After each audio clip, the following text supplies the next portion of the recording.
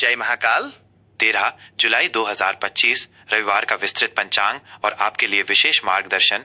ये पंचांग आपको 13 जुलाई 2025 रविवार के दिन की गहन जानकारी प्रदान करता है, जिसे आप अपने जीवन के हर पहलू में उपयोग कर सकते हैं। यहाँ दिए गए समय केवल एक सामान्य संदर्भ के लिए हैं और आपके विशिष्ट स्थान पर सूर्योदय और सूर्यास्त के समय के अनुसार इनमें थोड़ा अंतर हो सकता है। तिथि और उनके गहरे अर्थ। कृष्ण पक्ष तृतीया लगभग सुबह 8:52 बजे तक। यह चंद्रमा के घटते चरण की तीसरी तिथि है। इस अवधि में ब्रह्मांडीय ऊर्जाएं स्थिरता और आत्मनिरीक्षण की ओर इशारा करती हैं। यह समय जल्दबाजी में कोई भी बड़ा कदम उठाने के बजाय अपने विचारों और योजनाओं को परिपक्व करने के लिए सर्वोत्तम है। यदि कोई नया कार्य शुरू करना ही है तो उसे सावधानी पूर्वक योजनाबद्ध और छोटे चरणों में करें। यह समय पिछली गलतियों से सीखने और भविष्य के लिए एक ठोस नींव रखने के लिए भी अनुकूल है। अपनी आंतरिक शांति पर ध्यान दें और अनावश्यक तनाव से बचें। कृष्ण पक्ष चतुर्थी लगभग सुबह 8:52 के बाद। चतुर्थी तिथि का सीधा संबंध बाधाओं के विनाशक भगवान श्री गणेश से है। यह तिथि आपको अपनी चुनौतियों का सामना करने और उन्हें दूर करने की शक्ति प्रदान करती है। इस अवधि में गणेश जी की आराधना, उनके मंत्रों का जाप या केवल उन्हें याद करने से आपके मार्ग में आने वाली रुकावटें कम होती हैं। ये समय उन कार्यों के लिए विशेष रूप से शुभ है जहां आपको दृढ़ता, संकल्प और किसी भी कठिनाई पर विजय पाने की आवश्यकता है। अपनी परियोजनाओं में सफलता सुनिश्चित करने के लिए गणेश जी का आशीर्वाद लेना न भूलें। नक्षत्र और उनकी अद्भुत शक्तियां। धनिष्ठा लगभग दोपहर 1:21 तक। सबसे समृद्ध नक्षत्र के रूप में जाना जाने वाला धनिष्ठा मंगल ग्रह से शासित है, जो ऊर्जा, गति और रचनात्मकता का ग्रह है। यह नक्षत्र आपको आंतरिक शक्ति और महत्वाकांक्षा प्रदान करता है। इस समय में आप अपनी कलात्मक प्रतिभाओं को निखार सकते हैं, संगीत या नृत्य से जुड़ सकते हैं या तकनीकी कौशल वाले कार्यों में उत्कृष्ट प्रदर्शन कर सकते हैं। यह अवधि संपत्ति से संबंधित सौदों, भूमि खरीदने या बेचने और किसी भी प्रकार के निर्माण कार्य के लिए भी अनुकूल है। धनिष्ठा की ऊर्जा आपको अपने लक्ष्यों को प्राप्त करने के लिए प्रेरित करेगी। शतभिषा लगभग दोपहर 1:21 के बाद। 100 चिकित्सकों या 100 तारों का प्रतीक। यह नक्षत्र वरुण देवता से संबंधित है, जो रहस्य, जल और उपचार के अधिपति हैं। शतभिषा की ऊर्जा आपको आत्मचिंतनशील, खोजी और आध्यात्मिक बनाती है। यह समय गहन शोध, ज्योतिषीय अध्ययन, चिकित्सा पद्धतियों, योग, ध्यान और स्वयं को भीतर से जानने के लिए अद्वितीय है। यदि आप किसी पुरानी बीमारी से पीड़ित हैं, तो इस समय में शुरू की गई हीलिंग प्रक्रियाएं या डिटॉक्सिफिकेशन, शरीर शुद्धि विशेष रूप से प्रभावी हो सकते हैं। यह नक्षत्र आपको अपनी अंतर्ज्ञान शक्ति को विकसित करने में मदद करता है। करण और उनकी दैनिक दिशा। वाणिज्य लगभग सुबह 8:52 तक।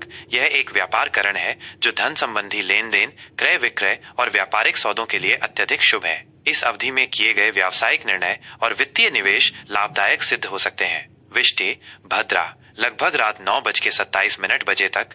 भद्रा को ज्योतिष में एक अग्निकरण माना जाता है, जो कुछ शुभ कार्यों के लिए प्रतिकूल होता है। इस दौरान विवाह, गृह प्रवेश, मुंडन या किसी नए उद्यम की शुरुआत जैसे मांगलिक कार्य टालने चाहिए। हालांकि यह समय शत्रुओं पर विजय पाने, कानूनी मामलों को सुलझाने या किसी नकारात्मक ऊर्जा को दूर करने के लिए उपयुक्त हो सकता है। बव लगभग रात 9:27 के बाद। यह एक रचनात्मक करण है जो सभी प्रकार के शुभ कार्यों, विशेष रूप से रचनात्मक परस्यूट्स, कलात्मक एंडेवर्स और धार्मिक अनुष्ठानों के लिए अनुकूल है। योग और उनके जीवन पर प्रभाव।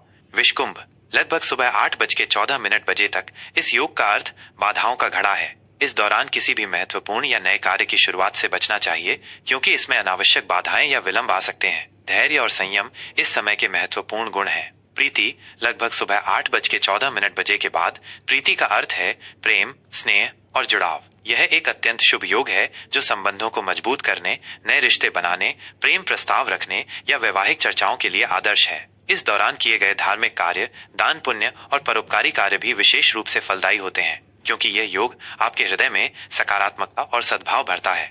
दिवसीय कालचक्र और उनका आध्यात्मिक महत्व।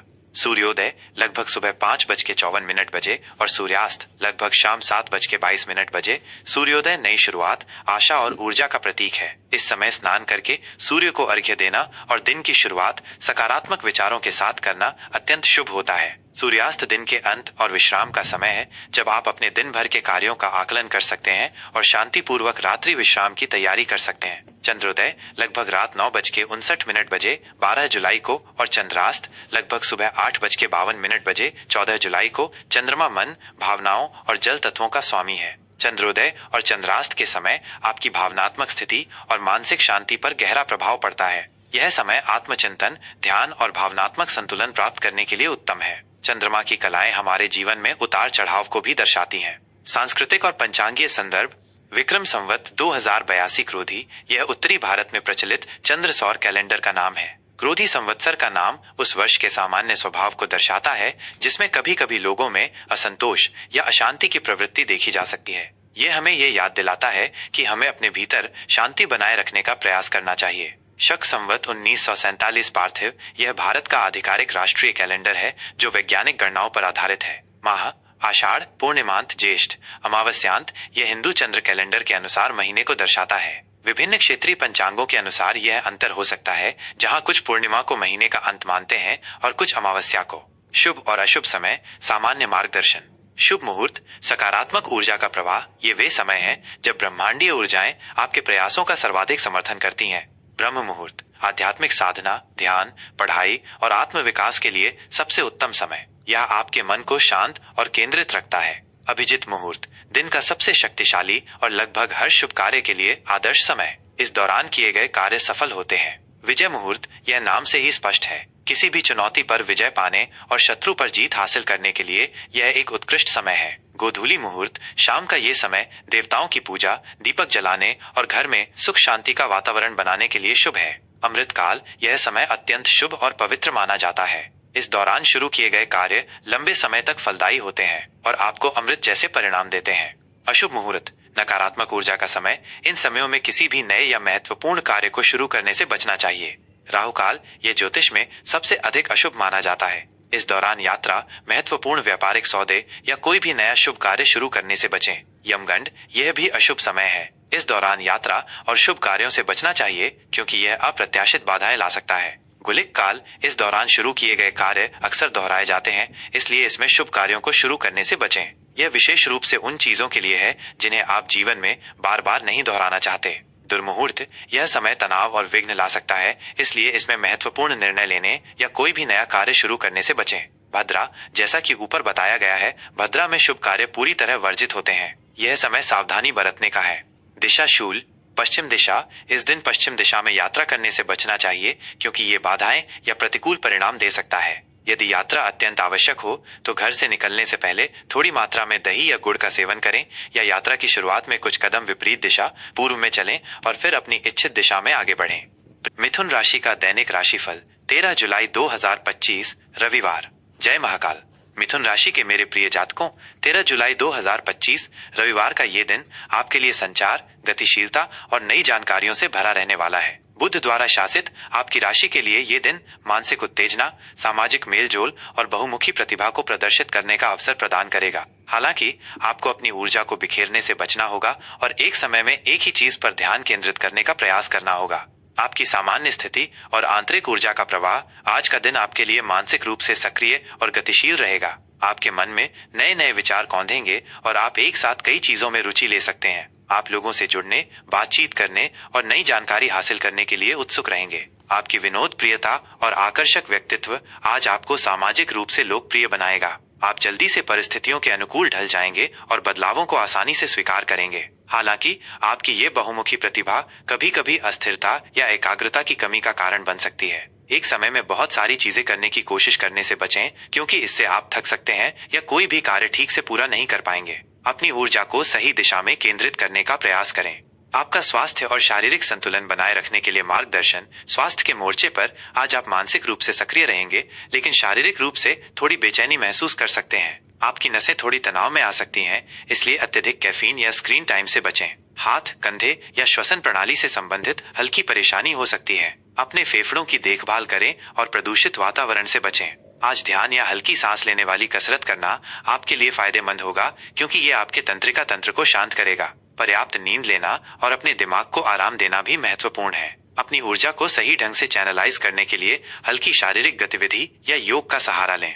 प्रेम, संबंध और भावनात्मक सामंजस्य का महत्व। प्रेम संबंधों में आज खुशमिजाजी और संवाद प्रमुख रहेंगे। आप अपने साथी के साथ विचारों का आदान प्रदान करने और हल्की फुल्की बातचीत में लिप्त होने का आनंद लेंगे। यह एक दूसरे को जानने और समझने के लिए एक अच्छा दिन है। अपनी भावनाओं को खुलकर व्यक्त करें, लेकिन बहुत अधिक विश्लेषण या तर्क वितर्क से बचें। यदि आप अविवाहित हैं तो किसी सामाजिक समारोह या ऑनलाइन माध्यम से किसी दिलचस्प व्यक्ति से मुलाकात हो सकती है जो आपकी बौद्धिक जिज्ञासा को उत्तेजित करेगा। पारिवारिक संबंधों में भाइयों बहनों या करीबी रिश्तेदारों के साथ बातचीत करने और उनके साथ समय बिताने का ये एक अच्छा दिन है। गलतफहमी से बचने के लिए अपनी बात स्पष्ट रूप से कहें। करियर, व्यवसाय और व्यावसायिक उन्नति के अवसर।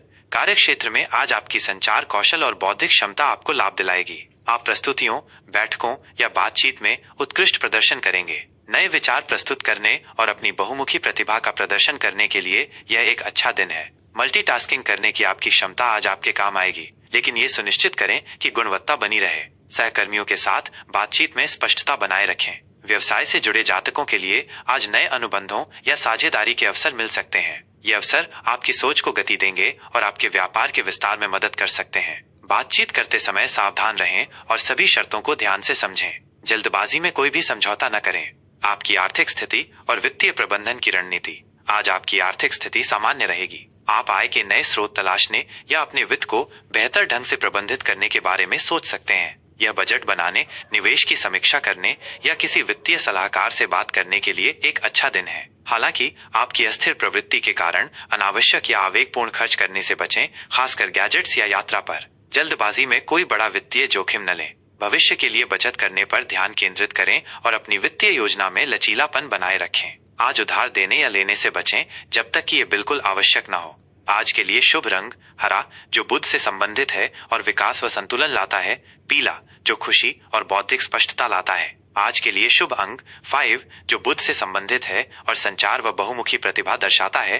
3, जो रचनात्मकता और विस्तार का प्रतीक है। आज के लिए विशेष उपाय अपने संचार कौशल को बेहतर बनाने और मानसिक शांति के लिए आज भगवान गणेश जी की पूजा करें और उन्हें दूर्वा अर्पित करें। बुधवार के अधिपति भगवान बुद्ध की कृपा प्राप्त करने के लिए ओम बुम बुधाय नमः मंत्र का जाप करें। पक्षियों को दाना डालना या किसी विद्यार्थी की मदद करना भी आपके लिए शुभ रहेगा। अपनी वाणी में मधुरता बनाए रखें और अनावश्यक गपशप से बचें।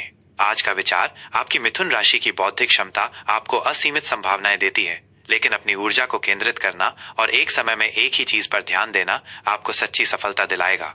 यह राशिफल सामान्य ज्योतिषीय गणनाओं और ग्रहों की वर्तमान स्थिति पर आधारित है। आपके व्यक्तिगत जन्म कुंडली के आधार पर इसमें भिन्नता हो सकती है, क्योंकि प्रत्येक व्यक्ति का ग्रहों का संयोजन अद्वितीय होता है। किसी भी बड़े निर्णय या व्यक्तिगत समस्या के लिए आप एक योग्य और अनुभवी ज्योतिषी से व्यक्तिगत परामर्श ले सकते हैं।